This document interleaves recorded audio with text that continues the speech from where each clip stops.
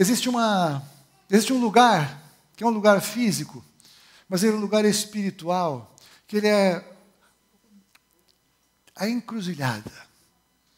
As encruzilhadas da vida são lugares muitas vezes solitários e difíceis de tomar, não é isso? Quando nós temos duas opções adiante de nós e nós queremos ter certeza que nós estamos tomando a decisão certa, nós procuramos alguém que nos ajude, nós pedimos direção, nós fazemos pesquisas, nós que cremos, nós pedimos oração, e as encruzilhadas da vida são lugares, então, naturais, mas são lugares espirituais. Existem entidades das trevas que se assenhoraram das encruzilhadas, e elas pedem ali sacrifícios, elas pedem ali, de alguma maneira, acordos e pactos, mas a encruzilhada vem do Senhor. O Senhor é o Senhor dessas encruzilhadas da vida. O Senhor é aquele que está presente nestes lugares para propor para nós escolhas e decisões. O Senhor é que propõe as opções adiante de nós e Ele espera que nós venhamos a tomar as decisões corretas.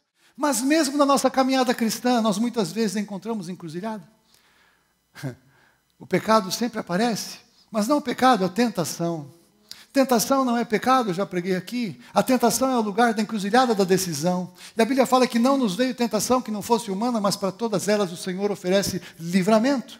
Então, diante da tentação, eu tenho a opção de falar, não quero.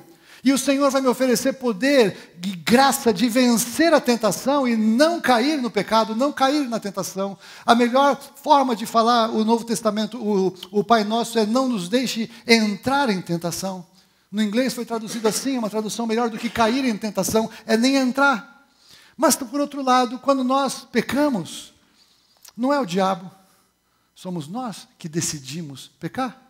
É uma decisão.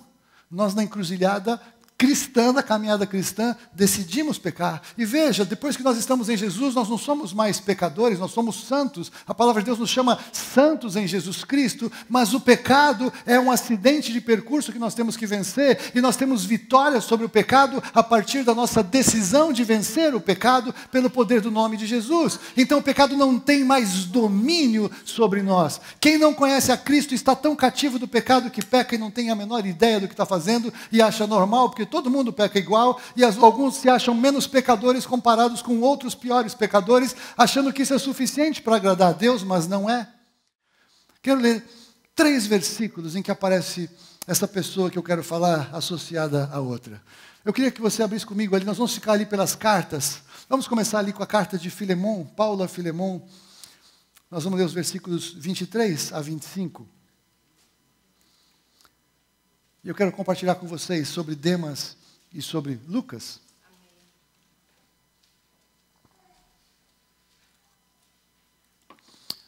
Demas e Lucas.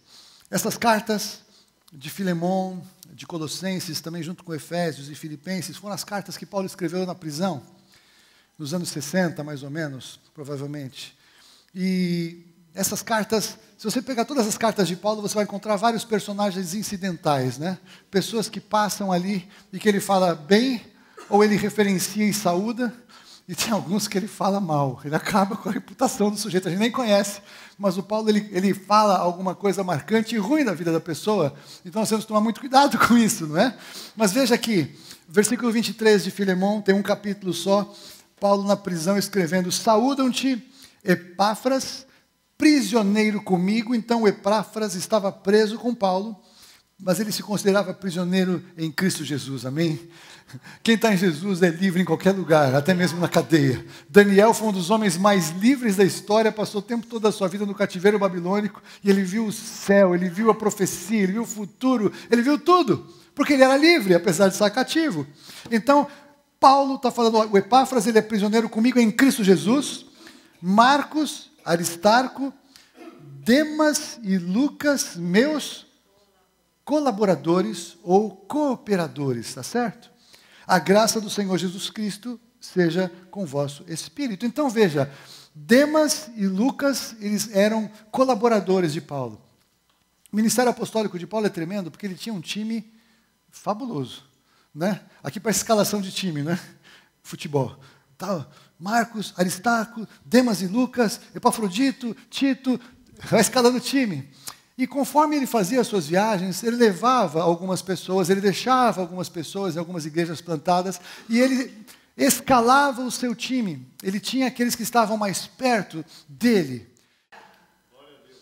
Então veja, em Filemão, Paulo fala, Demas e Lucas, meus cooperadores. Ou seja, eles faziam parte do ministério de Paulo. E o Paulo saía e pregava. E o Paulo saía e pregava e estabelecia igrejas. Paulo saía e expulsava demônios. Paulo saía e curava os enfermos. Paulo saía e pregava e ele escrevia e ele lançava fundamentos. E eles estavam junto com Paulo. Veja, por exemplo, em Colossenses capítulo 4, 14. Volte um pouquinho aí. Saúda-vos Lucas, o médico amado, e também Demas. É interessante, né? Na primeira carta, os dois estavam juntos ali, Lucas e Demas. Nessa outra carta, que não dá para a gente ter certeza cronologicamente, eu não posso dizer e afirmar que uma foi escrita depois da outra, mas a impressão que me dá é que foi pela forma como Paulo ele já se refere a Lucas. É impressionante como pessoas amáveis são mais fáceis de nós amarmos, não é assim? Tem pessoas que são amáveis por si só, né? É impossível não amar algumas pessoas na nossa vida. Então, algumas pessoas só temos que fazer um certo esforço para amar. E como amar não é um sentimento, mas é uma ordem do Senhor, Ele fala o quê? Amai-vos uns aos outros, né? Nós temos que amar. Amar é uma decisão. Amar é uma atitude. Amar é uma obediência. Mas aqui entre nós, tem umas pessoas que é mais fácil de amar, não é assim? João era assim para Jesus. A Bíblia diz que João era o discípulo amado de Jesus. Ele amava os 12. Mas João ele era um pouco mais especial. E Jesus não fazia acepção de pessoas. É interessante, né? Bom, Lucas, o médico amado, e também Demas. Então Demas e Lucas, e veja que Lucas, que é o Lucas que nós conhecemos aqui, o Lucas ainda não era o cara famoso, ele não era o cara do Jet Set Gospel, que era um grande escritor de livros, e Paulo tinha trazido ele porque ele era o cara que escrevia e que registrava. Lucas não tinha escrito nada ainda. Lucas ainda era anônimo naquele momento. Ele era um cara da equipe de Paulo. Ele não tinha se revelado quem ele era. Mas ele estava junto com Paulo. Mas quando nós chegamos para 2 Timóteo, capítulo 4, nós vamos ler de 10 a 11. Aqui nós estamos vendo Paulo já no fim do seu ministério. Na sua segunda prisão, talvez quando ele ficou um tempo em Roma com uma casa alugada por 2 anos, e depois ele foi preso e foi morto, foi executado. Essa carta de 2 Timóteo provavelmente foi a última que ele escreveu. E Paulo, ele nos fala alguma coisa assim, 4, 10 e 11. 2 Timóteo 4, 10 e 11. Aí nós vamos ver Paulo falar o seguinte: porque Demas, tendo amado o presente século, me abandonou e se foi para Tessalônica. Crescente, um outro cara da equipe, foi para a Galácia. Tito, da própria carta de Tito, foi para a Dalmácia. Se Crescente e Tito foram fazer alguma coisa boa, coisa ruim, nós não temos por claro. Podemos imaginar que talvez Tito tenha ido em missões, porque ele é um pouco mais mencionado na palavra, mas é uma inferência, mas pouco importa. O Demas abandonou Paulo porque amou o presente século, somente Lucas está comigo. Lucas permaneceu com Paulo. Então imagine, Paulo já estava no fim da vida. Eles tinham visto tudo, eles tinham acompanhado a vida, o ministério de Paulo, Paulo mais velho do que eles mais jovens do que Paulo. Eles viram tudo aquilo, receberam as mesmas palavras, participaram das mesmas cartas, vivenciaram as mesmas ministrações, viram Paulo na cadeia, viram Paulo sendo solto, viram Deus interferindo na vida de Paulo. Com certeza o poder de Deus se manifestou na vida deles, porque quando nós ministramos, nós sabemos o que o Espírito Santo de Deus faz em nós, quando nós decidimos sair do medo, sair da situação estática, e nós queremos experimentar o melhor de Deus, é quando ministramos alguém, quando pregamos o Evangelho, quando cuidamos de alguém ferido. Quando fazemos isso, vemos o poder de Deus e nós somos transformados, nós somos marcados, nós somos impactados pelo poder de Deus em nós. Imagina esses homens no começo da igreja, no começo de tudo, o Senhor derramando, eles invadindo as nações com o Evangelho, eles implantando as primeiras igrejas, lançando os fundamentos da igreja de Jesus. E Demas decide amar o presente século e abandona Paulo. E Lucas ficou com Paulo até o fim. Talvez Demas, enquanto ele andou com Paulo, A expectativa que ele tinha era que ele pudesse ter um grande rebanho, que ele pudesse ter uma grande influência. E falou, puxa vida, eu vou colar em Paulo aqui, vai ser legal, cheio do poder, plantando um monte de coisa. Aí está lá com Paulo, aí o Paulo vai viver na sua vida e vai preso. Aí o Paulo vai, naufrágio. Aí o Paulo vai, aí apanha. Aí o Paulo vai, e aí o Demas começou a olhar e falou, pera um pouco, esse negócio aqui está meio complicado, acho que assim eu não vou querer. Acho que assim é meio difícil. Acho que eu não vou por esse caminho, porque esse negócio do Paulo é meio sério. Não era bem isso que eu queria.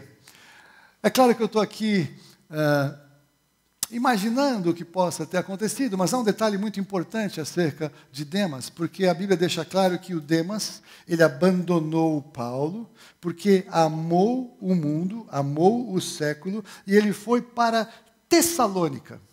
E Tessalônica é um nome interessante, porque se você procurar no grego, você vai ver que Tessalônica significa vitória da falsidade.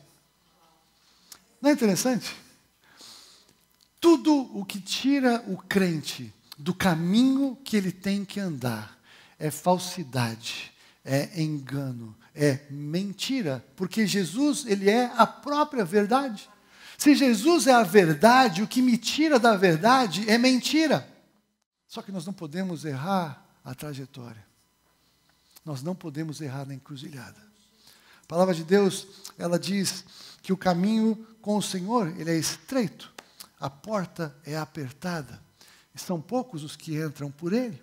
A trajetória com Jesus, ela não é tão simples. A trajetória com Jesus, pela graça, por meio da fé, ela é grandiosa e poderosa, mas ela vai nos levar para momentos em que nós decidimos não andar com o mundo, não ouvir a voz do estranho, não abraçar as propostas de Satanás, e essas escolhas, elas vão se manifestando ao longo da trajetória, e talvez você que viveu mais tempo como eu, percebe o quanto isso acontece mesmo dentro da igreja.